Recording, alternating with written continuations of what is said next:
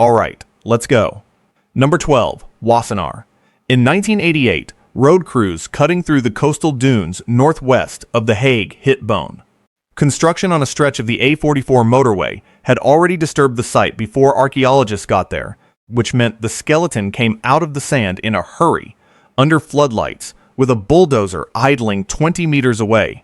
That is not how excavation is supposed to work, and it is the reason this entry almost never made it into the record at all. The remains belong to a young man, laid on his side in a shallow grave scooped into the dune sand. Radiocarbon placed him in the late Neolithic, somewhere around 3300 to 2900 BC, part of the same cultural horizon responsible for the single grave burials found across the Low Countries. He was unremarkable in every way except one. Lodged in his lower spine, wedged between two lumbar vertebrae, with the tip driven in far enough to have snapped off the shaft, was a flint arrowhead. There was no exit wound to speak of, because there did not need to be one. An arrow through the lower back from behind does not require a cleaned pass-through to kill. It requires only enough force to open the abdominal cavity or sever the nerve bundle running down the spinal column, and either one puts a grown man on the ground long before infection or blood loss finishes the job. The angle of entry, reconstructed by the team that examined the bone afterward, is consistent with a shot fired from slightly above and behind, with the trajectory of someone who was already running. The evidence boundary here is short but real. A single burial with a single embedded point cannot establish a war, a raid, or even a specific enemy. It can only establish that on one day, 5,000 years ago, an arrow was shot into a man's back with enough force to lodge in bone, and that whoever buried him afterward did not, or could not, remove it first. The point was interred with the body, not extracted from it. Somebody chose to close the grave over the weapon still inside him. That is the detail that separates Wassenaar from the ordinary catalogue of prehistoric violence. Most Neolithic skeletons that show signs of a fatal wound show the wound and nothing else, the weapon long gone, pulled free or lost to the soil. Here the weapon stayed exactly where it landed. Bulldozer lights or not, the sand kept the one piece of evidence that turns broken bone into a broken bone with an object still driven through it. There is also the question of who dug the grave. A body left where it fell does not get a shallow pit scooped for it in soft dune sand. Someone came back for him, someone who either could not or did not try to pull the arrowhead free before covering him over, which raises the possibility that whoever buried him was not the person who shot him at all, but a companion working quickly in a landscape that had just become considerably more dangerous than it had been that morning. Number 11. San Teodoro Cave. On the northern coast of Sicily, in a limestone cave mouth overlooking the Tyrrhenian Sea, Italian archaeologists, working through the middle of the 20th century, uncovered a sequence of burials belonging to hunter-gatherers of the Epigravettian culture, the Ice Age foragers who occupied southern Europe in the millennia before farming reached it. One of those burials, catalogued simply as San Teodoro 5, belonged to a woman roughly in her 20s or 30s, and it has been re-examined more than once since the original dig because of what her pelvis contains. Deposited in the bone of her right hip, driven in at an angle that indicates the weapon struck her from the front and below, is a worked flint point. Radiocarbon and stratigraphic dating place the burial at roughly 14,000 years old, deep into the Upper Paleolithic, thousands of years before agriculture, before pottery, before almost anything that later gets called civilization. This is not a Bronze Age battlefield or a fortified Neolithic village with a reason to fight over stored grain and enclosed land. This is a small mobile band of people who hunted deer and gathered shellfish along a Mediterranean coastline that looked almost nothing like it does today, sea levels dozens of meters lower, the shoreline itself somewhere out underwater that has since risen to cover it. The wound itself is not necessarily fatal on its own. A point in the hip, high enough to miss the femoral artery form, is the kind of injury a person can, in principle, survive. And the bone around the entry shows some evidence that has been read by different researchers as possible healing, though that reading remains contested. What is not contested is that the point is still there, embedded in living bone tissue that either did or did not have time to react to it before she died, and was buried in the cave with her community. The evidence boundary is worth stating plainly because Paleolithic violence is one of the most argued over subjects in the whole discipline. For decades, the working assumption was that interpersonal violence among Ice Age foragers was rare, that small, mobile, low-density populations had little to fight over, and few reasons to organize into anything resembling combat. A flint point lodged in a hip bone 14,000 years old does not overturn that assumption by itself. What it does is join a short and growing list of Paleolithic skeletons carrying embedded weapons, a list that keeps making the old assumption harder to defend one cave at a time. The cave itself adds a layer that the bone cannot. San Teodoro was used across multiple burial episodes, a place returned to again and again by the same small community over generations, which means whoever buried her did so inside a space already thick with the dead of people she had likely known. Whatever happened to put a point in her hip, it did not happen somewhere else and get carried back. It happened to a member of a group that still, afterward, chose the family cave as the place to lay her down. Number 10, Wadi Kubbaniya. In the desert west of Aswan in Upper Egypt, along a dry tributary valley that once fed into the Nile during the last ice age, the archaeologist Fred Wendorf and his team spent the late 1970s excavating a series of late Paleolithic campsites. Among the burials they recovered was a skeleton, catalogued in the site reports simply by its find number, belonging to a young adult male who had been interred in a shallow pit near the ancient floodplain. The remains were dated using the surrounding stratigraphy and associated material to somewhere around 20,000 years old, among the oldest skeletons ever recovered from the Nile Valley, with any evidence of violent death attached to them. Lodged in the pelvic bone was a fragment of a bone or stone projectile point, broken off inside the body at the moment of impact, the shaft and the rest of the point long gone. The break itself tells its own part of the story. A point that snaps off inside bone has usually struck with enough force to overcome the resistance of both flesh and skeleton, force consistent with a weapon thrown or launched, rather than one used at close range in a struggle. What makes Wadi Kubbaniya significant is not the wound alone. It is the world the wound belongs to. 20,000 years ago, the Nile Valley, during the peak of the last glacial period, was not the green ribbon of farmland it would later become. It was a corridor of concentrated, unpredictable resources squeezed between encroaching desert on either side, a landscape where fish runs and wild grain stands would have drawn people into close and repeated contact over a shrinking amount of usable ground. Several other burials from sites along this same stretch of the Nile from roughly the same period show comparable trauma, enough that some researchers have proposed this corridor as one of the earliest known settings for sustained, resource-driven conflict between human groups anywhere on the planet. The evidence boundary matters enormously here because of how old this is. 20,000 years pushes right up against the limits of what skeletal analysis can responsibly claim. Taphonomic processes, the slow physical and chemical changes bone undergoes across 200 centuries in desert sediment, can complicate the read on old fractures versus new ones. What survives the argument, though, is the fragment itself, still lodged in the hip of a man who never got to grow old in a valley that was already, this early in the human story, worth fighting over. It is also worth sitting with what this predates. 20,000 years puts this wound before the invention of pottery anywhere on Earth, before the first known permanent settlement, before agriculture, by more than 8,000 years. The species responsible for the fragment in this man's hip had not yet built a single one of the things usually credited with giving people reasons to kill each other. They had a river, a shrinking margin of fertile ground on either side of it, and, evidently, that was already enough. Number 9, Kilianstädten. Northeast of Frankfurt, in a settlement pit excavated in the early 2000s and published in detail by the bioarchaeologist Christian Meyer and colleagues in 2015, diggers uncovered the disarticulated remains of at least 26 individuals belonging to the linear pottery culture, the earliest farming society to spread across Central Europe, dated to roughly 5000 BC. The bodies had been dumped into a defunct storage pit rather than given formal burial, limbs overlapping, several skulls showing blunt force trauma consistent with the same stone adzes the culture used as everyday tools.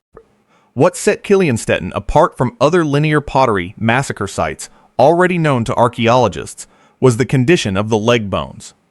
A significant number of the shins had been deliberately broken, and broken in a pattern too consistent to read as accidental, the kind of fracture produced by a controlled blow delivered after the person was already down or restrained, not the chaotic damage of a fight in motion. Several individuals also carried arrowhead fragments embedded directly in the bone, points that had struck with force sufficient to leave a piece behind when the shaft was pulled or broken away. The demographic profile completes the picture.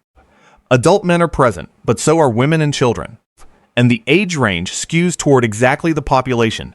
An attacking group would kill outright if the goal was not raiding for captives or livestock, but eliminating a rival community altogether. That is not a conclusion Meyer's team reached lightly. It followed from comparing Kilianstädten against the handful of other known linear pottery mass graves at Talheim and at Schletz-Asparn, sites which will both appear further lit, and finding the same pattern of violence repeating itself across 3 separate locations and roughly 2 centuries. The evidence boundary is one that bioarchaeologists working on this period repeat often enough that it has become close to a disclaimer. A shattered shin cannot testify to intent.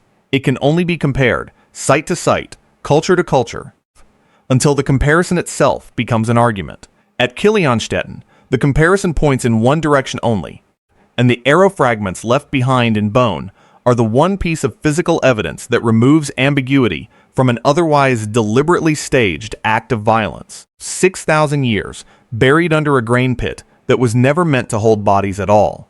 None of the 26 were given a grave. They were put into a pit already dug for something else, a storage feature that had outlived its original purpose and left there uncovered by soil for long enough that scavenging animals reached at least some of the bodies before the pit was finally filled in. Whoever did this did not stay to bury their victims. They left, and the settlement around the pit appears to have emptied out with them. Number 8, Schletz-Asparn. In Lower Austria, along a low rise overlooking the Portam Valley, a linear pottery settlement, enclosed by a ditch and palisade, was excavated across multiple seasons, beginning in the late 1980s under the direction of Maria Teschler-Nicola and colleagues at the Natural History Museum in Vienna. What they found filling sections of the enclosure ditch was not settlement refuse. It was people, upward of 100 individuals by the more conservative counts, thrown into the ditch without formal burial, the largest assemblage of linear pottery violence ever recovered from a single site. The skulls tell most of the story. A large proportion show blunt force trauma concentrated on the back and left side of the head, the pattern produced by a right-handed attacker striking a victim who was either fleeing or already down, delivered with the narrow-bladed stone adzes that were standard equipment across this farming culture. Several individuals also carried embedded projectile damage, points that struck bone with enough force to leave fragments behind on impact, consistent with the same weaponry recovered from other linear pottery sites of the same period, dated to approximately 5000 BC. What makes Schletz-Asparn especially difficult to explain away as an isolated raid gone wrong is the completeness of the population represented in the ditch. Infants, children, and older adults are present alongside adults in their prime, a spread that argues against selective killing of warriors or selective abduction of anyone worth taking captive. When an attacking force targets combat-age men and leaves the rest, skeletal profile shows it.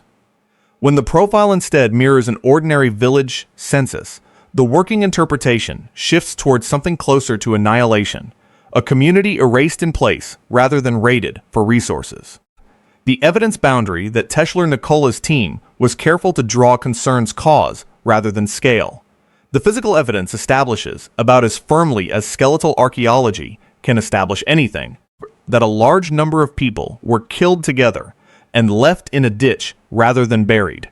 It cannot establish who did it, whether the attackers were a rival farming community or something else entirely, and it cannot fully explain why one of the earliest agricultural societies in Central Europe, barely a few centuries into a new way of life, was already capable of turning a settlement ditch into the largest mass grave of its kind found anywhere on the continent for that period, The enclosure itself is part of the argument.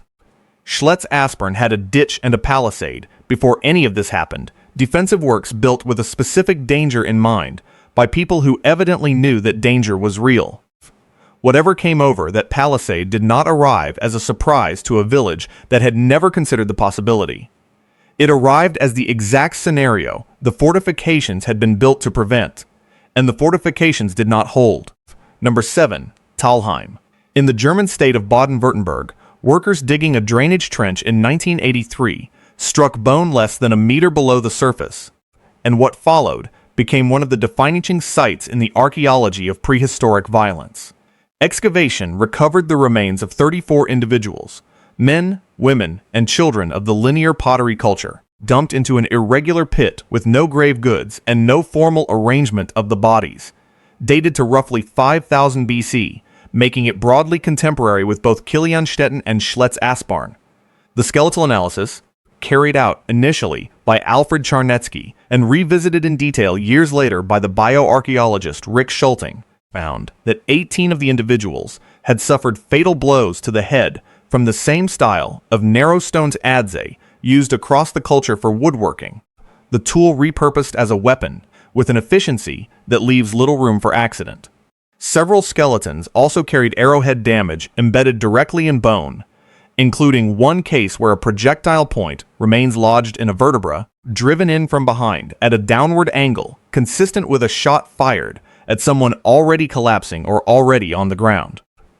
What Schulting's later reanalysis added to the picture was a detail that unsettled the original interpretation of Talheim as a single catastrophic raid.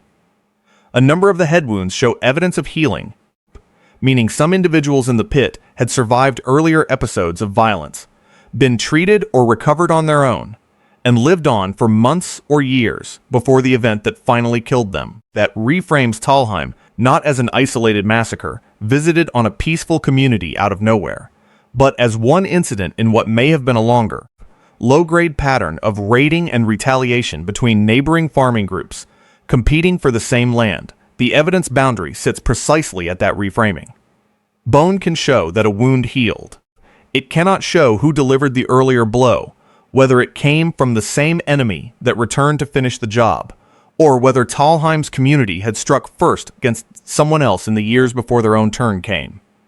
What remains, undebatable, is the arrowhead in the vertebra and the adze-shaped fractures across 18 skulls, 6,000 years old, recovered from a drainage trench that was never meant to be an excavation at all. Grave goods are almost entirely absent from the pit, which is itself a departure from ordinary linear pottery burial practice in the region, where individual graves regularly included pottery vessels, stone tools, and ornaments. Whoever filled this pit was not performing a funeral. They were disposing of 34 bodies as efficiently as the ground allowed, and the arrowhead left behind in one man's spine is the only offering anyone thought to leave with him. Number 6. Nataruk. On the dry lakebed edge of what was once the shoreline of Lake Turkana in northern Kenya, a research team led by the paleoanthropologist Marta Mirazon-Lar identified a scatter of human remains eroding out of the sediment in 2012 and spent the following years carefully excavating and dating what turned out to be the remains of at least 27 individuals, published in Nature in 2016. The skeletons date to approximately 10,000 years before present, placing them among hunter-gatherers living along the lake margin at the very end of the African humid period, when Turkana was a far larger and richer body of water than it is today. The trauma recorded across the group is extensive and, in several cases, unambiguous. Multiple skulls show blunt force fractures. Several individuals have fractured hands and wrists consistent with defensive injuries, the marks left when a person raises an arm against an incoming blow. And embedded directly in the skeletal remains of at least 2 individuals are pieces of worked obsidian, sharp volcanic glass shaped into cutting or piercing edges, one lodged in the skull and another inside the thoracic cavity, close enough to the ribs to indicate a weapon that had penetrated deep into the chest. At least one individual, a pregnant woman, was found with her hands and feet in a position consistent with having been bound before death. Taken together, Lahr's team argued that Nataruk represents the oldest scientifically dated evidence of a lethal, group-level attack between hunter-gatherer bands anywhere in the archaeological record, 10,000 years old, predating agriculture, and any of the territorial pressures usually invoked to explain why farming societies eventually turned violent against one another. The evidence boundary drew immediate and sustained debate within the field, and it is worth stating plainly rather than glossing over. Critics have pointed out that the bodies were not found in a single tight cluster, that some of the fracture patterns could plausibly result from natural burial pressure or later disturbance rather than violence, and that extrapolating a coordinated attack from a lakeshore assemblage, this old carries real uncertainty. What nobody disputes is the obsidian still lodged in bone. Whatever else remains contested about Nataruk, that detail is not. None of the 27 were buried afterward in any formal sense. They were left where they fell along the lake margin, and the same soft sediment that failed to protect them from whatever happened. That day is the reason their bones survived at all, sealed under silt for 10,000 years, until the shrinking modern lake finally exposed the edge of the deposit again. Number 5. San Juan ante Portam Latinam. In the Rioja Alavesa region of northern Spain, a rock shelter used as a Neolithic collective tomb was excavated beginning in the mid-1980s, ultimately yielding the disarticulated remains of at least 338 individuals, one of the largest prehistoric burial populations ever recovered in Europe, dated to approximately 3000 BC. The site was used across multiple generations for communal interment. The bones of successive burials mixed and rearranged as newer bodies were added, which made the discovery buried among them all the more striking. Researchers recovered at least 12 flint arrowheads, still lodged directly in skeletal remains across the tomb population, along with dozens more found loose among the bones, far more than could plausibly be explained as accidental inclusions or grave goods placed deliberately with the dead. The embedded points were found across ribs, vertebrae, and pelvic bones, distributed among enough different individuals that the excavating team, led by researchers including Jose Ignacio Vegas and Francisco Echeverria, concluded the tomb held the remains of people killed over time in episodes of organized violence rather than a single catastrophic event. The chronological spread is what makes San Juan ante Portam Latinam distinct from the mass grave massacre sites elsewhere on this list. This is not one bad afternoon. This is a community tomb that, across possibly a century or more of continuous use, kept receiving members who had died with an arrow already in them, added one at a time to the same collective resting place as everyone who died of anything else. Violence here reads less as an isolated catastrophe and more as a recurring, almost ordinary hazard of life in Neolithic Iberia. The evidence boundary is a question of scale over time rather than doubt about the wounds themselves. The embedded points are not in question. What remains difficult to reconstruct is the rhythm of the violence they represent, whether these deaths came in occasional flare-ups, spaced years apart, or in a slow, grinding pattern of raid and counter-raid that simply never stopped long enough to leave a single dramatic layer in the ground. Either way, the tomb kept its dead exactly as they arrived, arrowheads and all, for 5,000 years. The demographic spread inside the tomb only sharpens the question. Men, women, and children of every age are represented among the dead, and the individuals carrying embedded points are not confined to one sex or one age bracket. Whatever was happening across this stretch of the Rioja Alavesa, it was not a conflict fought exclusively between armed men on some distant field. It was reaching, at least occasionally, all the way back into the communities themselves. Number 4. Alken Enge. In the Danish region of central Jutland, a wetland once part of a shallow lake has, since excavations led by Mads Kaler Holst of Aarhus University, beginning in 2009, yielded the scattered and disarticulated remains of what researchers now estimate to be well over 1,000 individuals, almost entirely young adult men, dated to the early 1st century AD. This places Alken Enge not in the deep prehistoric past like most of the sites on this list, but at the edge of the historical Iron Age, contemporary with the earliest Roman writers who occasionally mention conflicts among the peoples of Germania. The bones show extensive weapon trauma, cut marks from blades, fractures from blunt weapons, and a small number of skeletal elements with iron projectile or weapon fragments still lodged directly in the bone. But the detail that made Alken Enge internationally significant was not the trauma alone. It was the timeline written into the bones themselves. Marks left by scavenging animals show that the bodies lay exposed in the open for the better part of a year after death before someone, deliberately and with evident ceremony, gathered the remains, sorted them, and redeposited them in the lake along with weapons, including spearheads and shield fittings, some of which had been ritually broken or bent before being placed with the bones. That gap of months between death and burial, combined with the deliberate curation that followed it, points toward a defeated army left where it fell, only to be collected later by the victors, or by the surviving relatives of the dead, as part of a ritual act rather than simple disposal.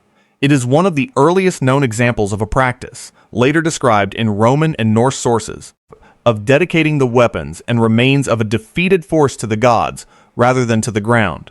The evidence boundary concerns identity rather than violence. Nobody recorded who these men were, which peoples they belonged to, or what conflict actually killed them. Roman writers of the period describe wars among Germanic tribes only in passing, never naming this lake or this battle specifically. What the bog preserved is the aftermath with unusual clarity.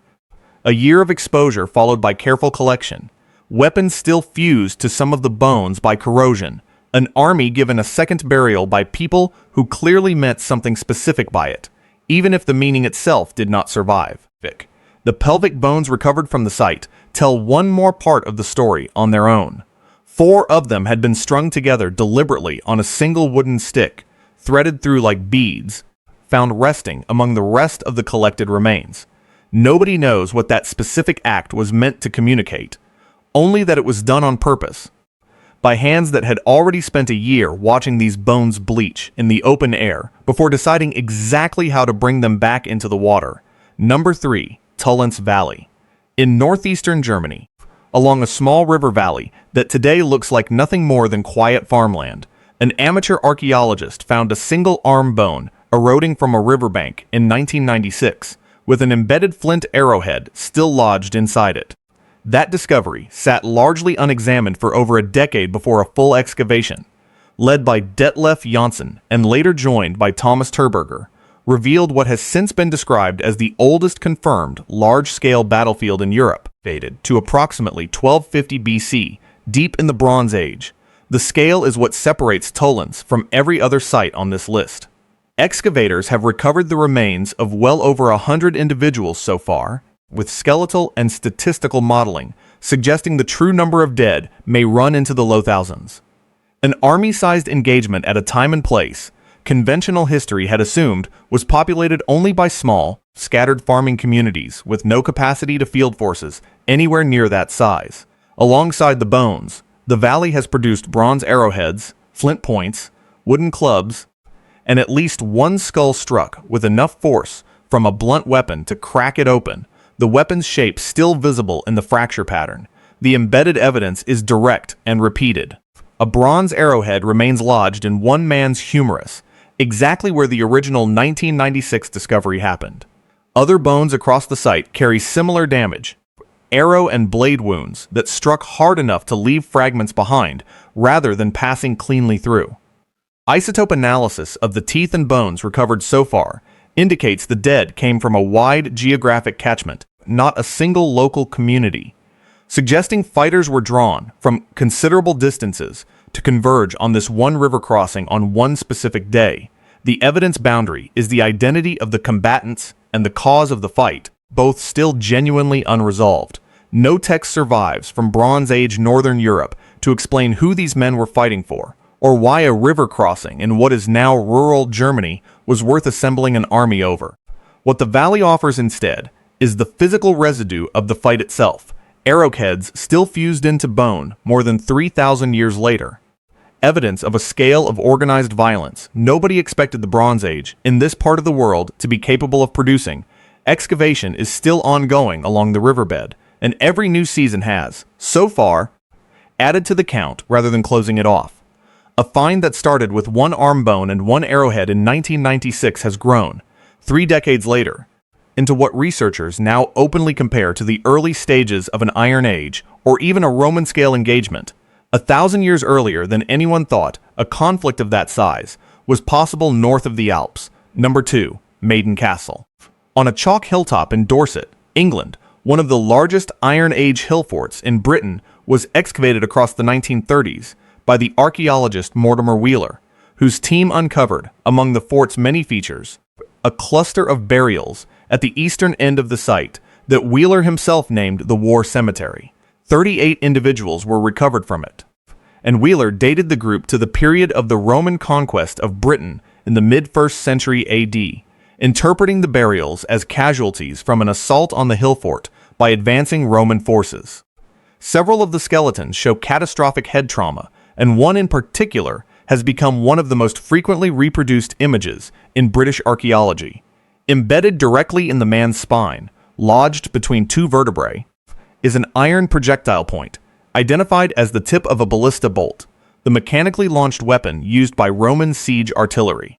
The angle and force required to drive a ballista bolt into a human spine leaves little ambiguity about what killed him, a weapon that belonged not to hand-to-hand combat, but to organized, engineered warfare directed at a fortified position from a distance.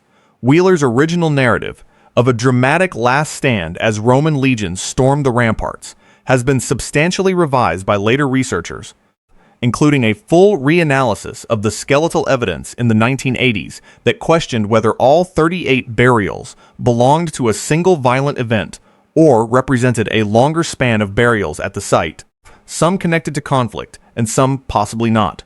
That revision matters. It does not, however, change what is embedded in that one man's spine. The evidence boundary is precisely this gap between the compelling individual case and the larger cemetery narrative built around it. One skeleton with a ballista bolt in the vertebrae is about as direct a piece of physical evidence for Roman-era violence as British archaeology has ever produced. Whether the other 37 burials beside him died in the same afternoon, same siege, or across a longer and messier period of unrest during the Roman conquest, remains a question the bones alone cannot fully settle. What is not in dispute is the technology gap the bolt represents. Ballista artillery was an engineered weapon, built, calibrated, and operated by a professional military system, aimed at a hill fort whose own defenders were still fighting with sling stones and hand weapons. Whatever else is uncertain about the war cemetery, the bolt in that one man's spine marks the exact moment a Bronze and Iron Age way of fighting came up against something built by an empire and lost. Number 1. Jebel Sahaba. Along the Nile in what is now northern Sudan, near the border with Egypt, the archaeologist Fred Wendorf excavated a cemetery in the early 1960s, ahead of the rising waters that would follow the construction of the Aswan High Dam, recovering the remains of at least 59 individuals, men, women, and children, buried in a formal cemetery beside the river. Radiocarbon analysis originally placed the burials at around 12,000 to 14,000 years old. A comprehensive reanalysis published in 2021 by Isabel Krevker and colleagues, using updated dating methods and a full re-examination of the skeletal collection, pushed the age back further still, to approximately 13,400 years, and revised the interpretation of the violence recorded in the bones in ways that made Jebel Sahaba more significant, not less. The original excavation had already identified extensive trauma across the cemetery population, with stone projectile points found embedded in or closely associated with more than 40% of the skeletons. The 2021 reanalysis went further, examining every bone under magnification and finding previously unrecorded lesions, cut marks, and additional embedded fragments that had been missed by the equipment available in the 1960s. The revised count found that the great majority of individuals in the cemetery, women and children included, showed evidence of violent injury, with many carrying multiple wounds, some healed and some not, indicating repeated episodes of violence across individual lifetimes, rather than a single catastrophic raid. That distinction is the one that matters most. Jebel Sahaba is not read by the researchers who have studied it most closely as one massacre frozen in time. It reads as a cemetery that received its dead, generation after generation, from a population living under sustained and recurring violence likely tied to competition over the narrow, resource-rich strip of habitable land squeezed along the Nile during a climatically unstable period at the end of the last ice age, when the surrounding desert was expanding and the river corridor was becoming one of the only places left worth living on. The evidence boundary is, appropriately, the same one this entire list keeps returning to. Stone points embedded in bone can prove violence occurred. They cannot name who did it, cannot recover what language was spoken by either side, and cannot fully explain why one particular stretch of the Nile, this early, this far back before farming, before cities, before almost anything the word civilization is normally used to describe, became the site of the oldest sustained evidence of organized human violence anywhere yet found on Earth. That is the pattern every entry on this list shares. From a snapped arrowhead in a Dutch dune to a ballista bolt fused into an English spine, the weapon survives. The bone survives around it, sometimes healed, sometimes not, sometimes carrying the marks of more than one bad day across a single short lifetime. What almost never survives is the reason. No text explains the arrow in the Wassenaar man's back. No inscription names whoever gathered the dead out of the Alken Enge bog and gave them back to the water a year later, weapons and all. Every one of these sites hands us the how in forensic, measurable, undeniable detail, and every one of them keeps the why buried somewhere the shovel cannot reach. 13,000 years of people killing each other with points and blades sharp enough and forceful enough to still be sitting inside the bone when someone finally went looking. And in almost every case, we can prove exactly how it happened. We cannot prove what it was for. If you want to see more videos like this, click the video on screen now and make sure to subscribe.